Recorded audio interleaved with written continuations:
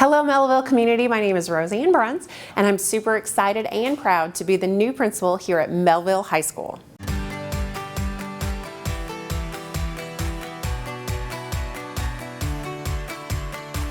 I come to you with 25 years of education experience. My last 20 years were in Jackson, Missouri, where I was an 8th and 9th grade math teacher for 14 years before becoming an administrator at Jackson High School. I have been happily married to my husband, Jason, for the last 26 years. Together we have two beautiful children. Caitlin is a first grade teacher and my son Logan will be graduating with an engineering degree from Southeast Missouri State University. In my free time I love to cook.